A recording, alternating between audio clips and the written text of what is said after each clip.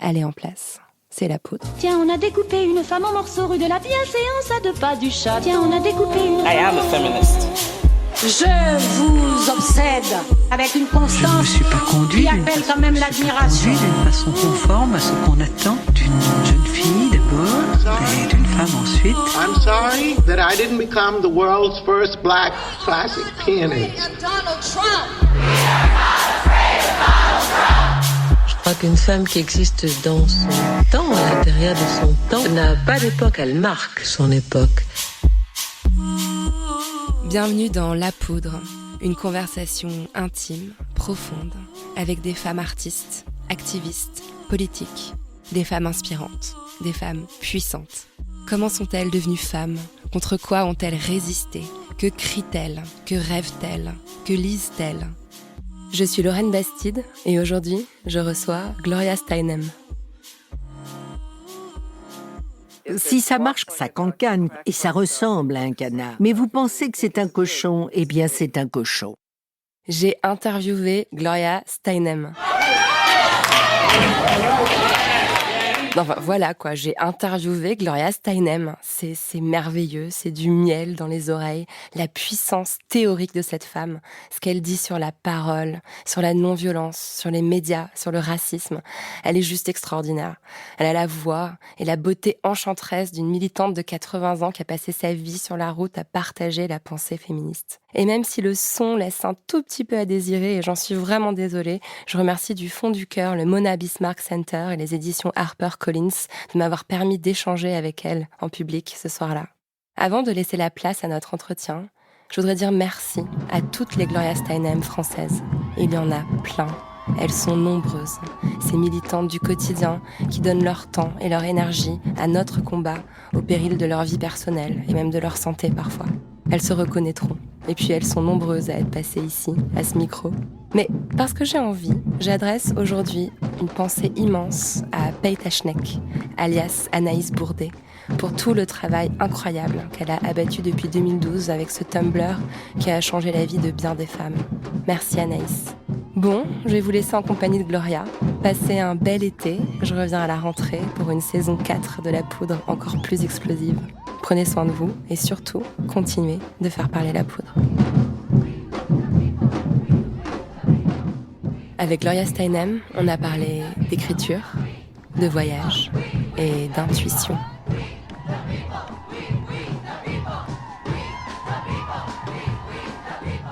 Good evening. Bonsoir Gloria Steinem. J'ai du mal à croire que je suis en train de prononcer votre nom devant vous ce soir à la Fondation Mona Bismarck. Et moi donc. J'aimerais commencer par vous remercier, tout simplement. Et je vais peut-être pleurer un peu.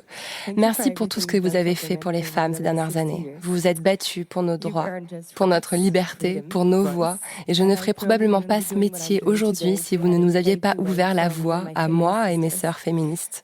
Alors merci. Je suis tellement reconnaissante. Et je pense que vous méritez qu'on vous applaudisse très fort.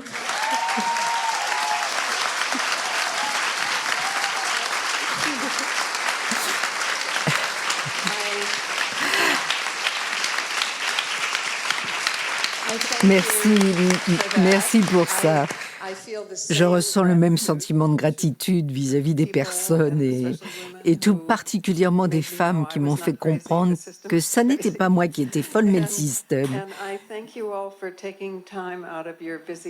Merci à toutes et à tous d'avoir pris le temps dans vos emplois du temps chargés pour venir ici. J'espère que nous quitterons cet espace tout à l'heure avec des idées neuves. Je sais que ça sera mon cas. Merci d'être là. Votre ouvrage, Ma vie sur la route, vient d'être traduit en français. C'est un livre qui parle de voyage, de rencontres et d'écoute. Mais j'ai le sentiment que c'est aussi un livre qui parle d'écriture et du fait de partager son expérience avec le monde. Quelle importance l'écriture a-t-elle pour vous, Gloria Steinem? Écrire, c'est la seule chose que je puisse faire sans me dire que je devrais être en train de faire autre chose. Et peut-être que c'est là ma vocation.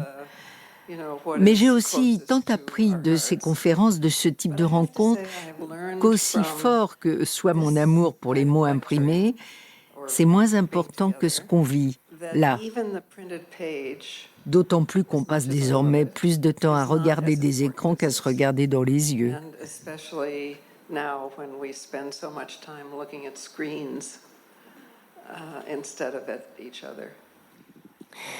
Dans ce livre, vous racontez votre vie, même dans ses aspects les plus intimes, notamment sur votre enfance. C'est fascinant, vous dites que vous avez mis du temps à réaliser à quel point votre existence a été façonnée par cette enfance. Vous êtes devenue voyageuse parce que votre père était itinérant et vous avez vécu votre vie pleinement parce que votre mère n'avait pas pu le faire. À votre avis, pourquoi avez-vous mis tant de temps à réaliser cela ?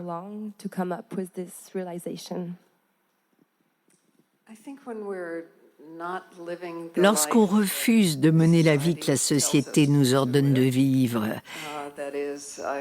sans se marier, sans faire d'enfants, en fait, j'ai longtemps pensé que je finirais par le faire un jour, vous voyez ? Et puis un jour, on réalise qu'en fait, c'est ça notre vie, que ce n'est pas quelque chose de temporaire. Oui, réaliser à quel point j'ai appris de mes parents, qui eux non plus n'étaient pas conventionnels, ça m'a pris du temps.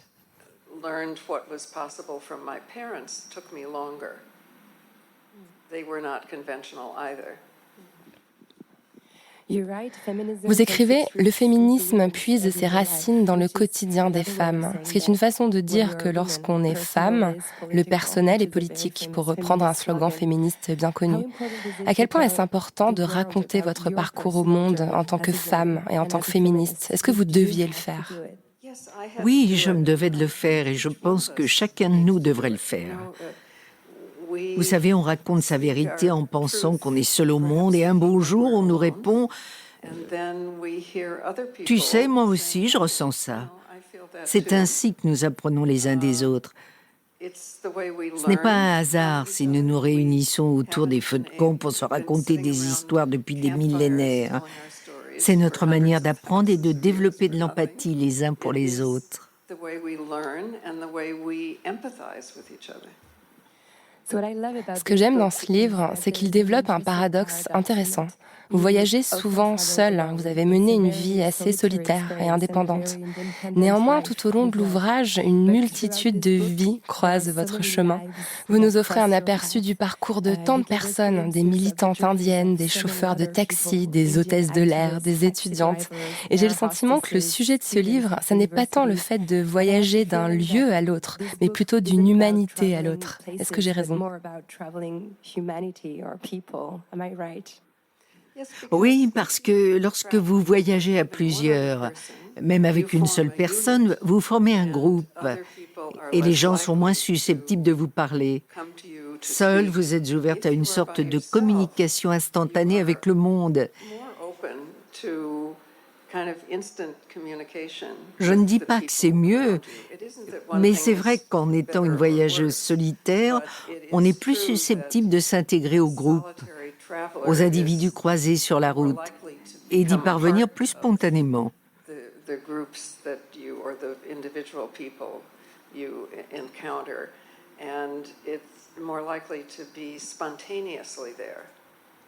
Mais comment avez-vous fait pour vous rappeler de ces anecdotes, celle du chauffeur de taxi par exemple ? Eh bien, en réalité, il a fallu que je revienne vers certaines personnes pour compléter mes souvenirs, en demandant « Tu te souviens de la fois où ?»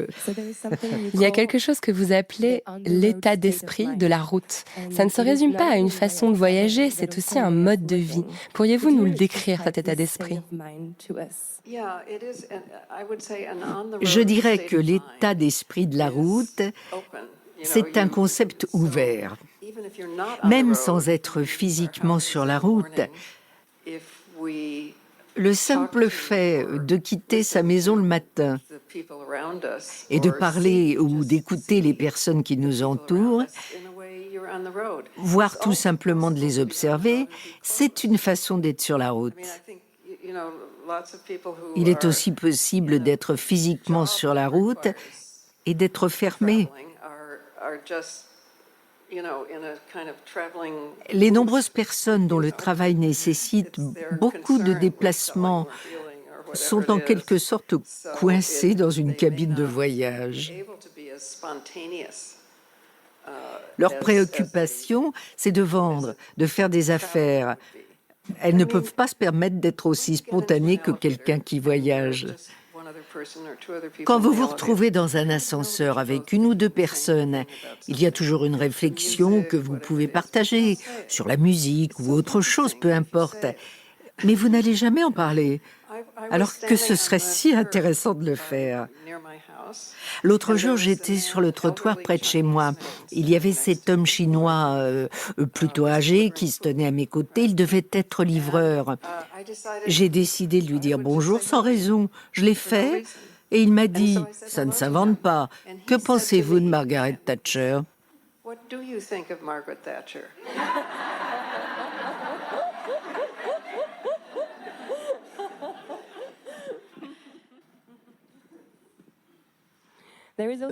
Votre livre débute par cette phrase de la féministe Robin Morgan. La haine généralise, l'amour singularise. Elle m'a frappée parce que plus j'avance dans le féminisme, plus je suis convaincue que notre combat est un combat pour le droit à la nuance. Je pense que les femmes méritent la complexité. Est-ce que vous êtes d'accord? Oui, nous sommes complexes. Cette phrase de Robin Morgan est brillante, n'est-ce pas? La haine généralise, l'amour singularise. Parce que nous sommes toutes et tous une combinaison unique d'acquis et d'innés, qui n'a pas existé avant et qui n'existera plus ensuite. Mais nous avons aussi en commun l'humanité. La haine naît quand on rassemble les gens dans un groupe et qu'on le caractérise, ce groupe, ce qui fait perdre la notion d'individualité. C'est aussi pour ça que je ne supporte pas qu'on parle de la femme. Nous sommes des femmes, pas la femme. C'est quand même terrible de généraliser comme ça. Bref. En lisant votre livre, j'ai découvert que lorsque vous aviez commencé à militer, vous paniquiez à l'idée de prendre la parole en public. C'est un sentiment qui m'est familier et je crois que c'est le cas de beaucoup de femmes. Qu'est-ce qui vous a aidé à dépasser cette peur?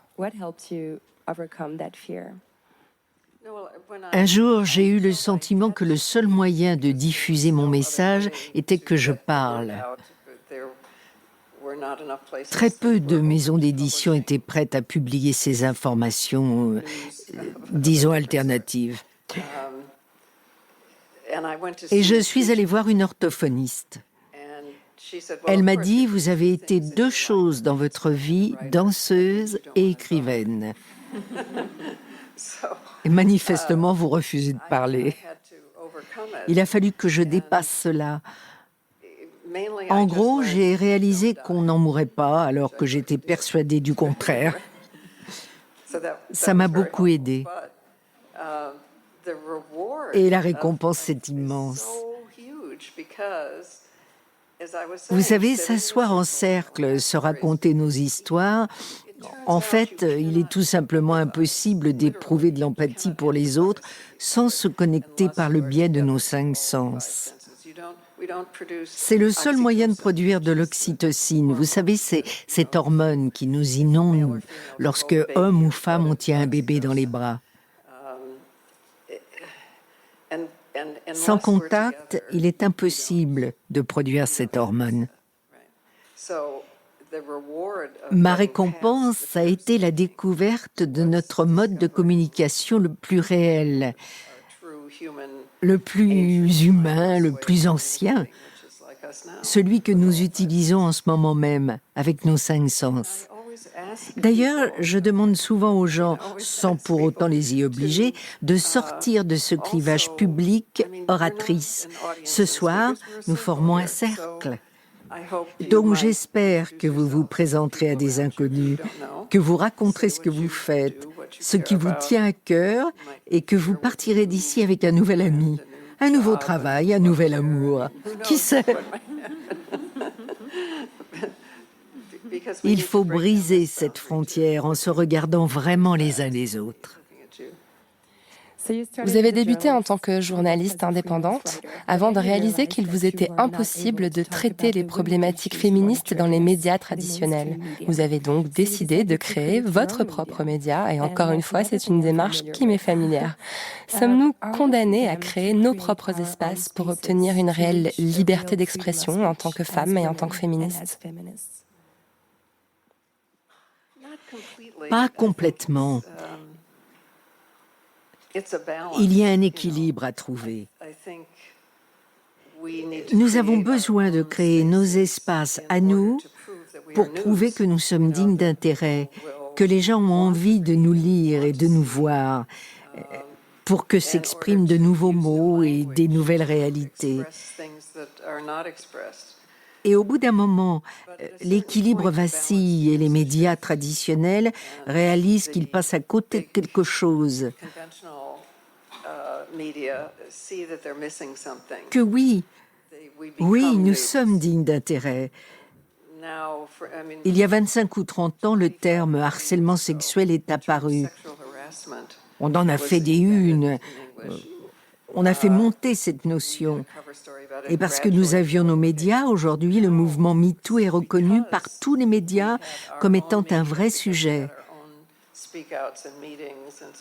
C'est tout un processus.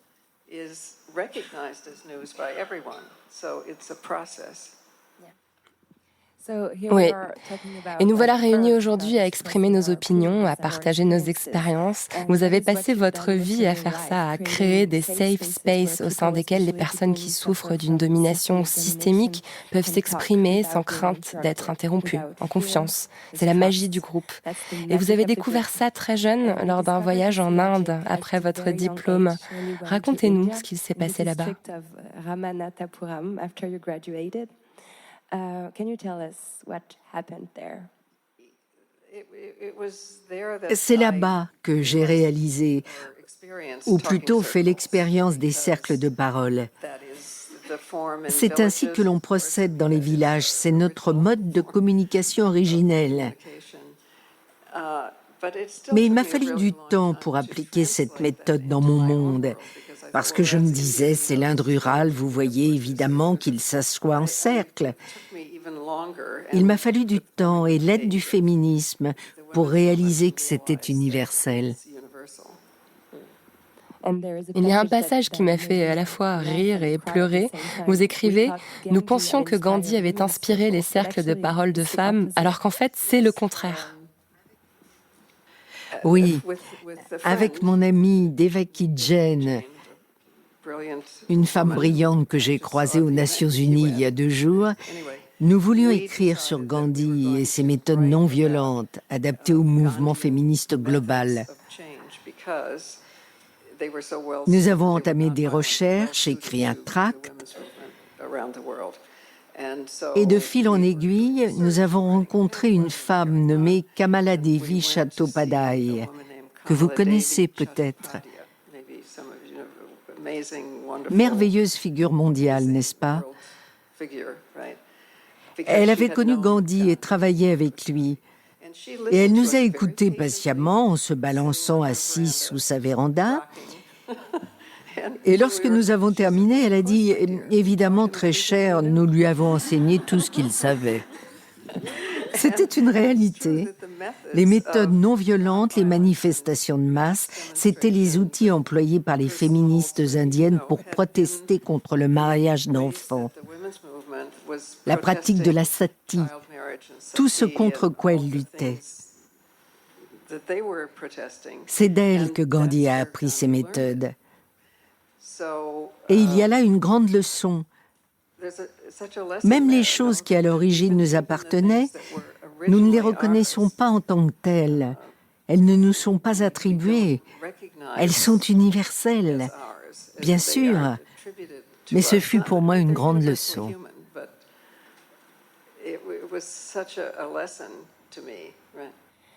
Vous avez toujours fait le lien entre votre combat pour l'égalité des sexes et votre combat pour la justice raciale. Vous travaillez depuis toujours avec des militantes féministes noires comme Eleanor Holmes Norton, Dorothy Pitman Hughes ou encore votre amie Alice Walker. Le récit de la Women's National Conference de Houston en 1977 est un passage très puissant du livre. Vous étiez en charge de noter les demandes spécifiques du groupe des femmes noires qui y participaient. Cette manière de procéder que vous avez toujours adoptée me touche parce que c'est pour moi la seule manière de vivre une vie féministe. Passer le micro à plus de femmes, surtout à celles qui ont moins de privilèges que moi. C'est ainsi que vous voyez les choses ?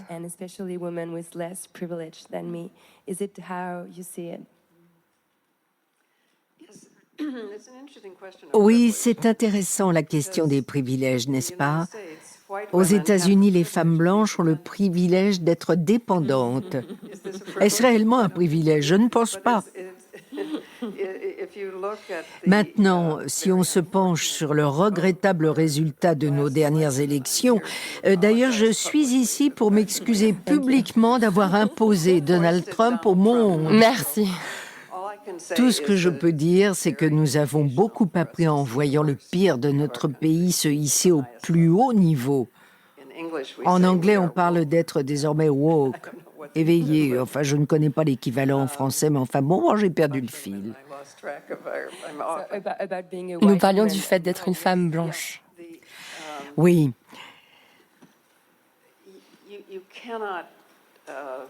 Il est impossible de perpétuer le racisme sans perpétuer le sexisme, parce qu'il faut exercer un contrôle sur la procréation pour maintenir deux races séparées, ou comme en Inde, des castes séparées.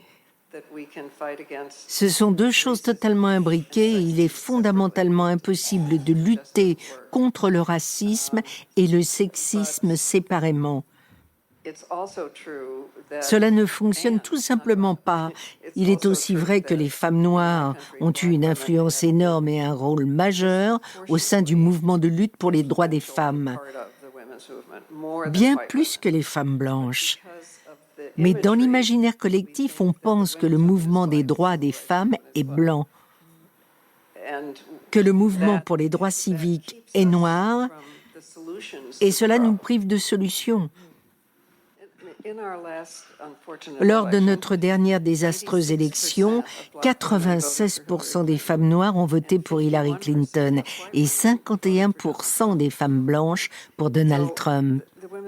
À mon sens, cela démontre que le féminisme a toujours été composé de femmes noires de façon disproportionnée. Mais il faut aussi chercher à comprendre pourquoi 51% des femmes blanches ont voté pour Donald Trump. Principalement parce qu'elles sont dépendantes des revenus et de l'identité des hommes blancs et votent donc dans leur intérêt à eux. Le propos le plus intelligent que j'ai entendu à ce sujet vient de Harriet Tubman, une femme noire qui a vécu à l'ère de l'esclavage, s'est libérée, s'est enfuie au nord et a mené des raids nocturnes dans le sud pour libérer d'autres esclaves. Lorsqu'elle fut félicitée pour avoir libéré des milliers d'esclaves au cours de son existence, elle répondait toujours « J'aurais pu en sauver des milliers d'autres s'ils avaient eu conscience qu'ils étaient des esclaves. » Merci. Il y a un passage très important dans le livre où vous parlez de votre expérience au cœur du combat féministe et les deux lignes politiques qui sont apparues à la fin des années 70. L'une était modérée, incarnée par des femmes de la génération précédant la vôtre, comme Betty Friedan. Elle pensait que les choses pouvaient être changées de l'intérieur. Et il y avait un mouvement plus radical, celui que vous avez choisi d'embrasser, celui qui appelait à la révolution. Avez-vous regretté ce choix ? Non, je n'ai jamais regretté ce choix, mais on fait nos choix en fonction de nos situations. Betty Friedan s'adressait à un public qui vivait comme elle. Une femme mariée qui vivait en banlieue, qui ne faisait rien de ses diplômes, mais qui avait le sentiment que la vie devait être plus que ça. C'était important qu'elle s'adresse aux femmes qui vivent cette vie-là. Ce n'était pas la mienne, et dans les deux cas, il était important que nous parlions de nos expériences. C'est vraiment passionnant la façon dont vous rappelez toujours à quel point le point de vue est fondamental. Votre livre est dédié au docteur John Sharp, qui vous a aidé à avorter à Londres en 1957, alors que l'avortement était encore interdit dans la plupart des pays. En Angleterre, c'était autorisé à condition que la mère soit en danger. Vous aviez 22 ans, il a pris de grands risques pour vous. Il vous a fait promettre de vivre la vie que vous aviez envie de vivre, et vous avez tenu cette promesse. C'est très émouvant de lire ça 50 ans après. L'avortement reste un droit très fragile aux États-Unis qui pourrait être révoqué en 1 minute par la Cour suprême. En France aussi, il est menacé. Vous le savez peut-être, mais il y a quelques jours, le syndicat national des gynécologues et obstétriciens de France a menacé d'entamer une grève des IVG. Qu'est-ce qu'on peut faire pour protéger ce droit et nous assurer que nos petites filles puissent, elles aussi, vivre la vie qu'elles ont envie de vivre? Eh bien, dire la vérité, ça aide. Je ne connais pas les statistiques en France, mais dans mon pays, même lorsque c'était illégal, une femme américaine sur 3 avait recours à l'avortement au cours de sa vie. Je crois qu'aujourd'hui, c'est une femme sur 4. Je pense aussi que nous devrions en faire le socle de la démocratie. Chaque individu est en droit de prendre les décisions qui concernent son corps. Nos corps et nos voix nous appartiennent. Cela devrait être la base de la démocratie. Et ça n'est pas le cas, parce que dans nos deux pays, ce qu'ils ont nommé démocratie nous excluait. Ils ont donc cru qu'ils pouvaient la proclamer pour la moitié de l'humanité. Et ça n'est pas ça, la démocratie. Si la loi peut avoir une influence directe sur l'œuf fertilisé d'une femme, son corps a été nationalisé. Waouh!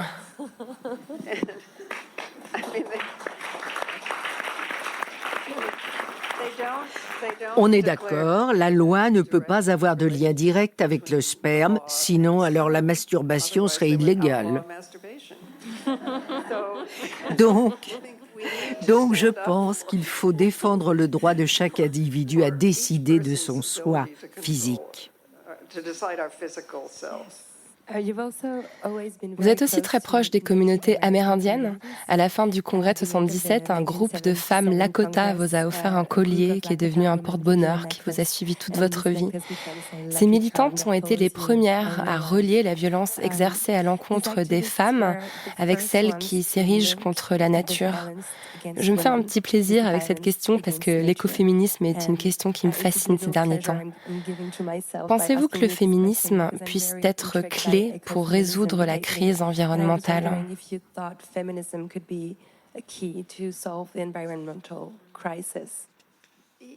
Oui, parce que c'est la même hiérarchie fondamentale et contre nature qui nous affirme que les hommes peuvent dominer les femmes et que les humains peuvent dominer la nature.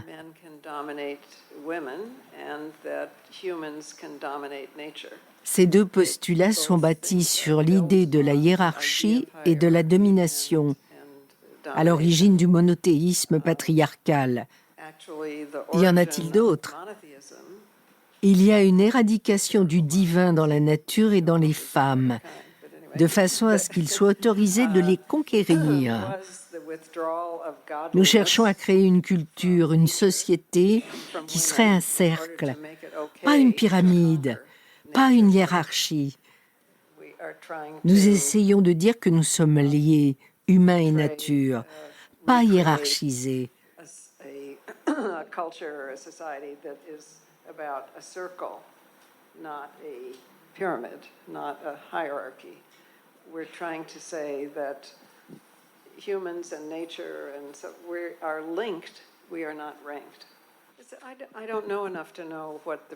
Je ne connais pas assez bien la réalité des sociétés pré-patriarcales européennes. Je crois que c'était des Basques, non?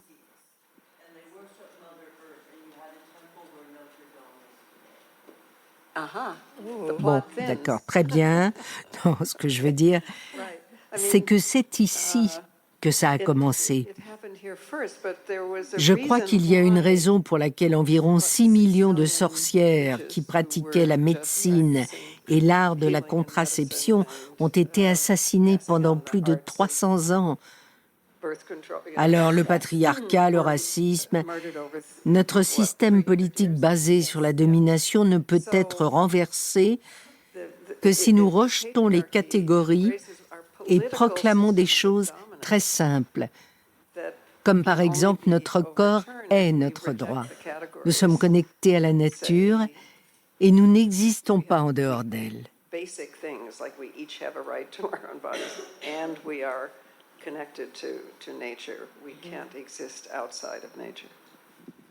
Je suis vraiment heureuse que vous ayez parlé des sorcières parce que c'est par elles que je suis arrivée à l'écoféminisme. Je crois aussi que tout ça est très lié.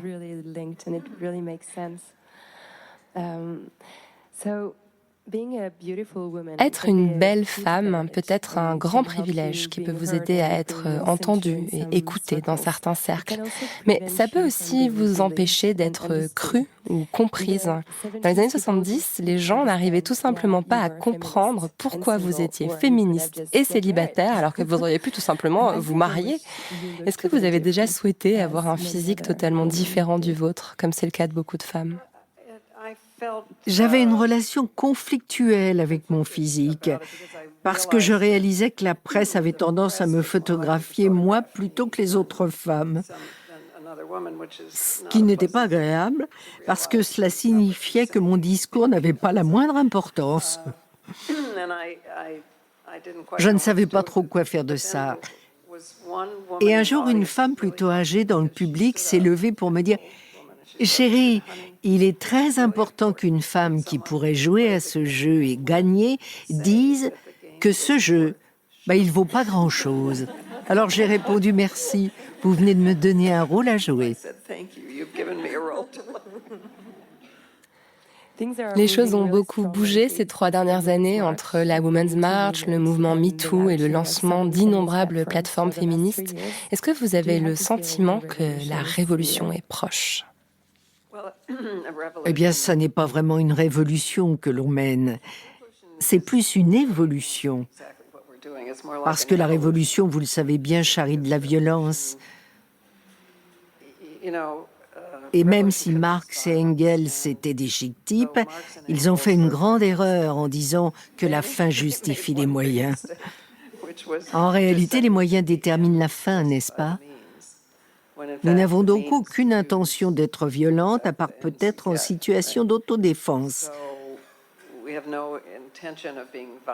C'est plutôt une évolution. Je préfère cette image, parce que des points de vue qui étaient défendus par une poignée de personnes il y a 40 ou 30 ans sont aujourd'hui majoritaires en Europe et dans mon pays. Et c'est une grande victoire. Mais ça veut dire que ceux qui perdent, ceux qui épousent cette vision hiérarchique du monde, nous infligent un backlash. C'est le cas du tiers de mon pays qui a élu Trump. Ils ont le sentiment d'avoir été déchus de leur place au sein de la hiérarchie.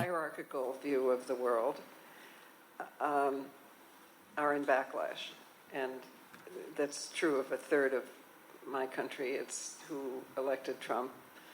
They feel they've been deprived of their place in a hierarchy. Vous avez anticipé ma question suivante qui porte sur le backlash. Lorsque vous avez vu arriver le mouvement MeToo, est-ce que vous avez eu le sentiment de traverser une période comparable à celle que vous aviez vécue en 77, par exemple, lors du congrès féministe ? Est-ce qu'on vit un point culminant ou est-ce que c'est simplement la suite d'une évolution ? From your point of view, it's just like a straight-on evolution. Eh bien, c'est une reconnaissance similaire, mais sur un autre terrain. C'est beaucoup plus public et médiatisé. Vous savez, 30 ans séparent l'invention du terme harcèlement sexuel et le mouvement MeToo. Mais aujourd'hui, c'est un mouvement majoritaire. Et même les médias traditionnels en font des sujets.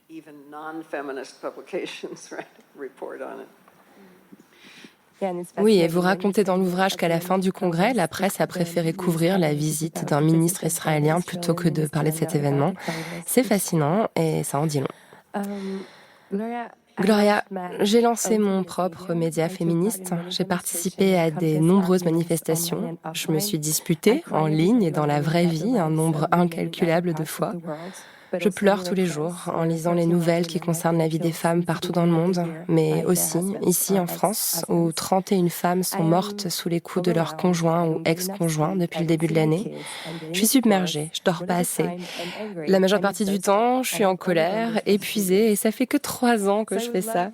J'adorerais un jour devenir la paisible et souriante militante de 80 ans que vous êtes aujourd'hui. Est-ce que vous avez des conseils de santé à me transmettre? Mais je suis en colère. Vous êtes en colère? Bien sûr. Vous n'avez pas l'air, vous semblez si paisible. Non, bien sûr que je suis en colère. La colère, c'est comme une batterie dans laquelle on peut puiser. C'est très important. Mais c'est épuisant. C'est épuisant, oui, il faut prendre soin de soi, mais il serait bien pire de constater l'injustice, de la subir et de ne pas être en colère. Je veux dire, c'est sain. La colère est une grande chose. On ordonne aux populations qui ne sont pas considérées comme égales de ne pas être en colère. Dans mon pays, un homme noir en colère ou une femme en colère, c'est épouvantable. Mais un PDG en colère, c'est parfait. Vous voyez? Oui. Il faut nous réapproprier la colère. La raison pour laquelle les femmes ne veulent pas se mettre en colère, c'est parce qu'on explose. Pas vrai?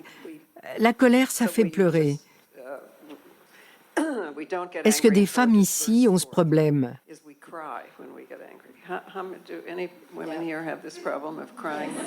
Voilà. Et c'est ce qui nous empêche de nous mettre en colère. J'ai rencontré une femme qui occupait un poste de haute direction. Lorsqu'elle avait un problème, elle travaillait avec une grande majorité d'hommes, tout est lié. Elle faisait comme ça. Elle se mettait en colère, elle pleurait, mais s'exprimait en même temps. Elle disait « Vous pensez certainement que je suis triste, mais non, c'est ma façon de me mettre en colère. Je suis en colère. » Je n'ai pas encore eu l'occasion d'essayer cette méthode, mais je la recommande. Je crois aussi que souvent la dépression, c'est de la colère enfouie contre soi-même. Cela explique aussi que généralement les femmes sont plus affectées par la dépression que les hommes. Ok, donc pour résumer, votre conseil pour préserver ma santé mentale, c'est de m'exprimer et de pleurer. Ok, merci, c'est noté. J'ai lu une citation de George Sand hier. L'esprit cherche, c'est le cœur qui trouve. Cette phrase, vous auriez pu l'écrire.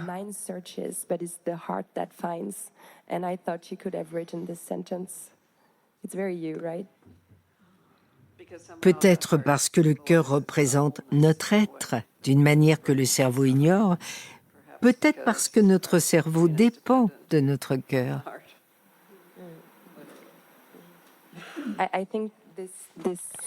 Je crois que cette phrase m'a fait penser à vous parce que j'avais le sentiment que vous étiez débarrassé de votre colère. Il émane de votre parcours un calme, un vrai sentiment de sens profond. On sent que ça n'est pas quelque chose que vous avez intellectualisé, ça vient du fond de vos tripes depuis le début.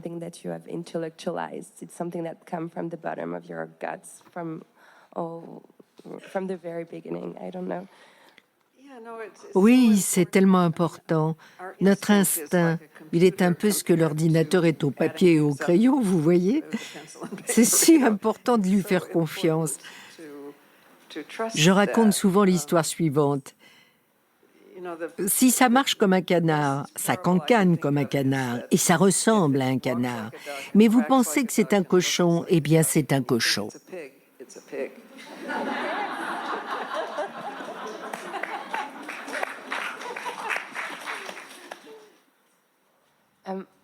Dans le livre, vous écrivez que ça fait 20 ans que vous n'avez pas passé plus d'1 semaine d'affilée chez vous. Je sais que vous avez lu Virginia Woolf, qui est une autrice que j'aime beaucoup, moi aussi. Avez-vous accès à votre chambre, à vous? Eh bien aujourd'hui, oui. J'ai arrangé mon appartement, déballé mes cartons. Même les oiseaux ont des nids. Et à présent, j'ai bien un nid, une maison. Et contrairement à Virginia Woolf, j'ai toujours eu accès à ma chambre à moi. Elle était juste pleine de cartons. Thank you so much. Merci beaucoup, Gloria Steinem.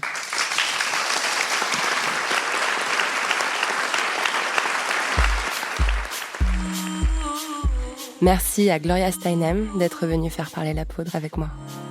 Merci au Mona Bismarck Center et à HarperCollins France d'avoir organisé cet enregistrement.